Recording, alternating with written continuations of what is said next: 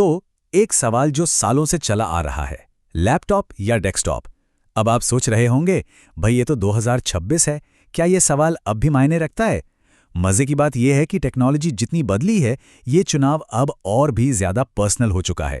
तो चलिए आज इस क्लासिक सवाल का एक मॉडर्न जवाब ढूंढते हैं। बिल्कुल है। देखिए, अब लड़ाई सबसे अच्छे डिवाइस की नहीं रही। अब बात है आपके लिए सही डिवाइस की। ये पूरी तरह से आपकी लाइफस्टाइल और आपके काम करने के तरीके पर डिपेंड करता है। आजकल इतने सारे ऑप्शंस हैं कि कंफ्यूज होना बहुत आसान है, पर सही चॉइस वो गेम चेंजर हो सकती है। और सच कहूं तो यही बात इस पूरी बहस की जड़ है। हमारा मकसद यहां किसी एक को विनर बनाना नहीं है, बल्कि ये समझना है कि आपकी जरूरतों के हिसाब से कौन सा डिवाइस आपके लिए सबसे ज्यादा वैल्यू रखता है। तो चलिए इसी सोच के साथ आगे बढ़ते हैं। तो चलिए इस फैसले को थोड़ा आसान बनाते हैं।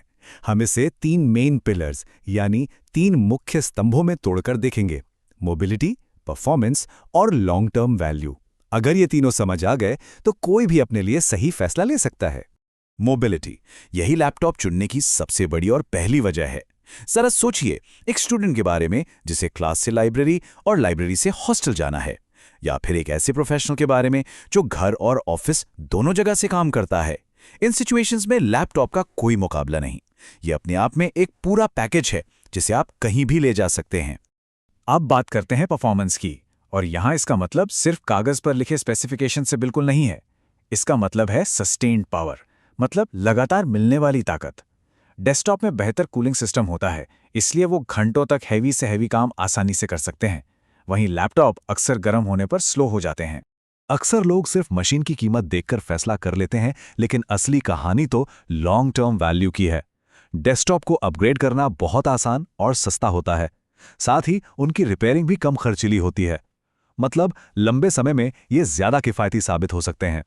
चलिए अब इस टेबल पर एक नजर डालते हैं।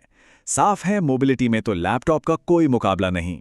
लेकिन जैसे ही बात आती है परफॉर्मेंस पर रुपए की, यानी हर रुपए में कितनी पावर मिल रही है, तो डेस्कटॉप बाजी मार ले जाता है।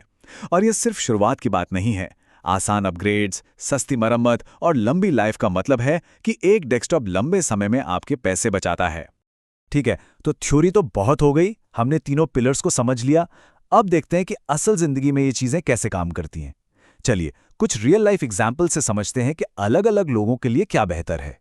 अब ये स्लाइड बहुत काम की है, क्योंकि ये थ्योरी को असलियत से जोड़ती है।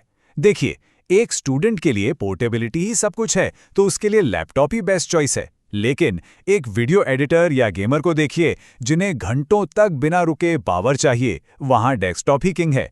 सीधी सी बात है, सेम परफॉर्मेंस के लिए डेस्कटॉप हमेशा ज्यादा वैल्यू फॉर मनी होता है।